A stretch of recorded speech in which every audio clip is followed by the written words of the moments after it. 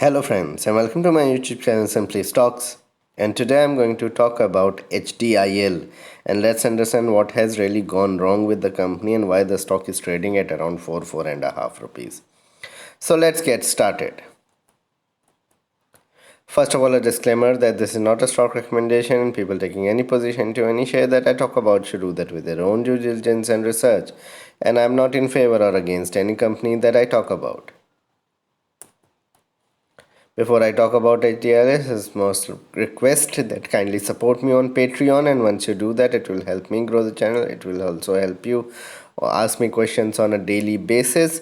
Once you get the $10 membership, you will have access to my portfolio, my watch list, and a number of podcasts that I put up virtually daily on Patreon and exclusively for Patreon members. Apart from that, I put up a lot of articles, and also you have access to a watch list that has 70 companies in it with stop losses targets on a short and long term basis for you. So it's kind of a trading platform for you in which you can view 70 companies which I like really, and that is in that list with targets and prices to buy at.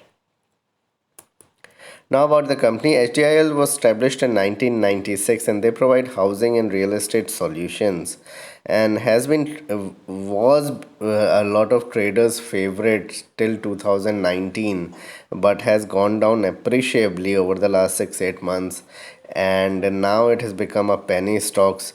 Projects are commercial, residential, as well as slum rehabilitation that comes under HDIL, part of the affordable housing scheme that the government started in 2014, so it was also part of that. If you look at the financials, and this is actually these are financials of Q1 FY21 versus Q1 FY20, so do not look at what is at the top, that's a mistake. But Q1 FY21 versus Q1 FY20 is what I'm looking at. The sales have dropped by 32%. A company from a 6 crores profit has gone down to 392 crores of loss. Extremely high debt. They paid an interest of around 200 odd crores, to the tune of around 200 odd crores. Return on equity very low. Net profit margin nothing to write home about. Very high pledging of over 90% according to what I found out on Money Control website. That pledging is over 90% at the moment of the promoter holding. The promoter holding itself is around 34-35% only, and 90% of it is pledged. So it's a completely, you can say, broken balance sheet altogether. If you look at the performance, the stock has been relentless falling, and rightly so, with the kind of numbers that the company is producing. So it made a high of 48 rupees, around 48 rupees in 2017 March April.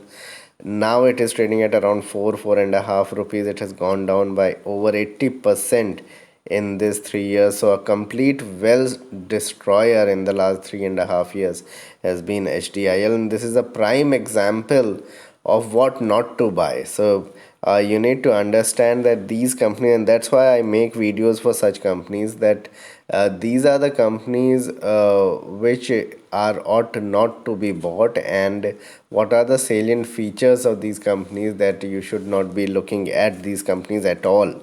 So one of them is high pledging.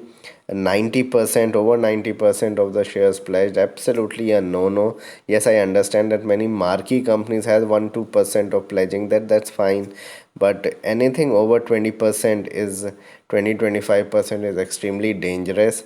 I did put up a video for an auto ancillary in which we had some pledging of this range, 20-25%, but the company is managing you can say its debt and its profitability very well. So in a holistic context of the pledging of over 90%, company that was doing around 50 to 100 crores of profits 4 or 5 years back is now in losses, whereas other real estate company is coming back. I mean, real estate is not doing that great, but those companies are coming back. So absolute example of what not to buy.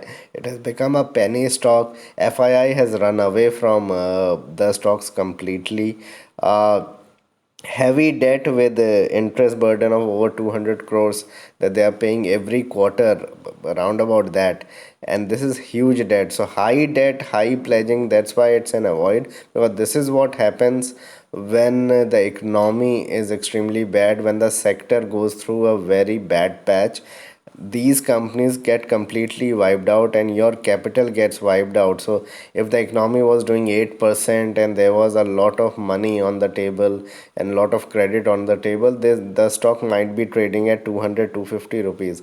So it's a real gamble to be in such companies, and that's why I like more, you can say, cash rich businesses, rather than looking at companies which have any sort of semblance of debt, etc.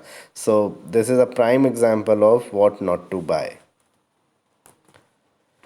So what needs to be done? In my opinion, avoid at all cost. Even if you're having it, completely sell it at these prices. Any 10%, 15%, 5% up move.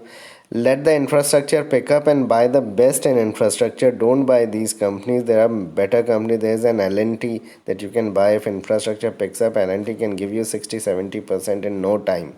And yes, it looks expensive, it looks a large cap, but when the large cap moves, it moves big time because most of the people are invested. So buy the best in the business and infrastructure. Be careful in the small cap firms, be very careful in small cap infrastructure real estate companies, and have less than 5% exposure into such companies. So this was my video on HDIL. Please like and subscribe my channel and hit the bell icon so that you can get my video straight away when I post it. And kindly subscribe to my Patreon channel. Thanks a lot.